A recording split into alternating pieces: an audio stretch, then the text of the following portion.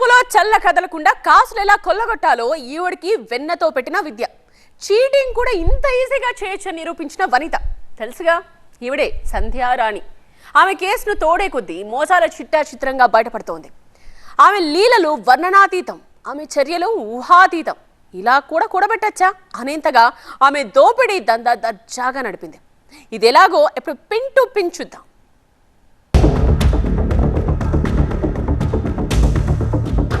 మత్తిపాటి సంధ్యారాణి చూడ్డానికి సాధారణ గృహిణిలాగే కనిపిస్తుంది. కానీ పరమ కన్నింగ్ అని ఆమె రిమాండ్ రిపోర్ట్ చదివితే అర్థమవుతుంది.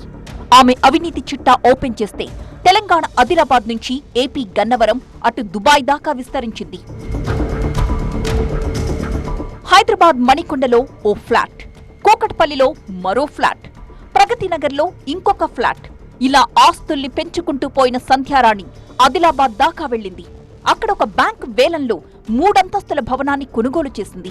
ఇక కందుకూరులో 4 ఎకరాలు, విజయవాడ గన్నవరంలో కమర్షియల్ కాంప్లెక్స్ ఉన్నట్టు తేలింది. అంతేకాదు, తన భర్తతో కలిసి దుబాయ్లో ఓ కంపెనీ కూడా స్టార్ట్ చేసింది. ఈ మధ్య భర్త కంపెనీకి 10 కోట్ల రూపాయలు ట్రాన్స్ఫర్ చేసినట్లు విచారణలో తేలింది. సంధ్యారాణి చాలా ప్లాన్డ్ గా సౌండ్ పార్టీలను టార్గెట్ చేసి మరీ దోచుకుంది. తాను మానవతావాదిని అన్నట్టుగా కలరింగిచ్చుకుంది. సంఘసేవ పేరుతో కస్టమర్లను చాలా తెలివిగా బురిడి కొట్టించింది. సెక్స్ వర్కర్లకు, ట్రాన్స్జెండర్లకు సొంత డబ్బులతో పునరావాసం కల్పిస్తున్నట్లు కబుర్లు చెప్పి బిజినెస్ ప్రమోట్ చేసుకుంది. అంతేనా, భక్తి పేరుతో తెగ బిల్డప్ ఇచ్చింది. సాయిబాబా, వెంకటేశ్వర స్వామి, అరుణాచల ప్రసాదం అంటూ వారానికోసారి ఇన్వెస్టర్ల ఇళ్లకు ప్రసాదాన్ని పంపించేది. దీంతో ఇన్వెస్టర్లు సంధ్యారాణిని మరింత గుడ్డిగా నమ్మేశారు. దోచుకున్న సొమ్మును వివిధ రంగాల్లో పెట్టుబడుల రూపంలో దాచుకుంది. అంతేకాదు, వ్యాపారం తేడా కొడితే దుబాయ్కి చెక్కేయడానికి పేరు మార్చి రెసిడెంట్ వీసాను కూడా సంపాదించుకుంది సంధ్యారాణి.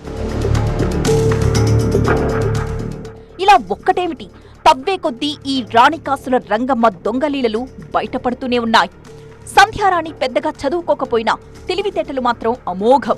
వాటిని పెట్టుబడిగా మార్చుకుని ముందుగా KPS apparels private limited, Shri Dwaraka film circuit private limited, SSRE apparels private limited, Unicotton apparel exports private limited, Pay Instacard private limited పేరుతో 5 కంపెనీలను ప్రారంభించింది.